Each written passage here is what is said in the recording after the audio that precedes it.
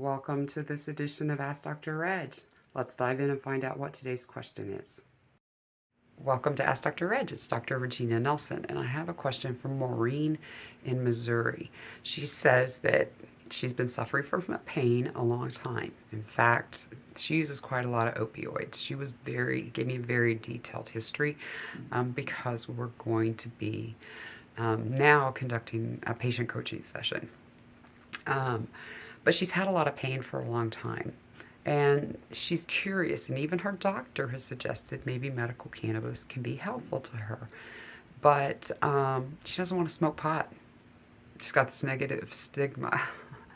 So as much as I can tell you, Maureen, I am a medical cannabis patient, but I also smoke pot. It's a part of it for me. I love the effects that I get from smoking. They're very quick, they're very effective, and for me, with things like nausea, needing an appetite, I've gotten used to that. I've been a smoker since I was a teenager, pretty consistently throughout my life. And so I don't have any aversion to smoking pot.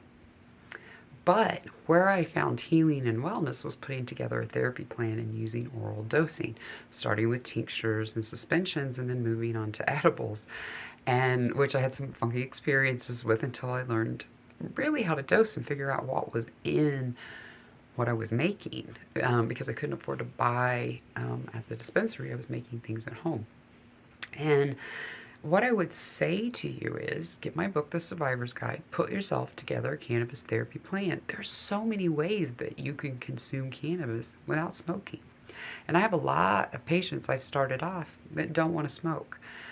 Some of them, probably 20-25% of those who are just adamant they will not, within a year will vapor. And they'll use a vaporizer, some kind of either a vape pen or something like a volcano, because they've been around other patients, gotten to know a few people, and they've come to realize there's a different type of relief available over here if they are open to it and willing to try it.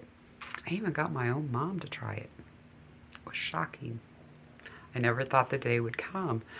But for people that have some particular types of issues, it can be really great. Even COPD.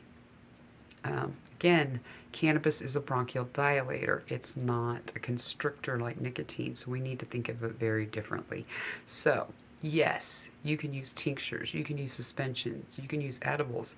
I would suggest right away getting a topical product and figuring out what you like. You can use suppositories. I mean, there are just so many things available. You don't have to smoke.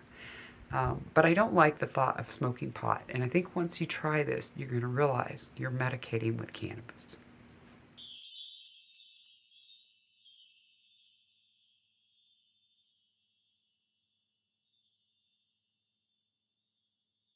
Thanks for joining me for this Ask Dr. Reg. Check out my shop on Redbubble. See what you like.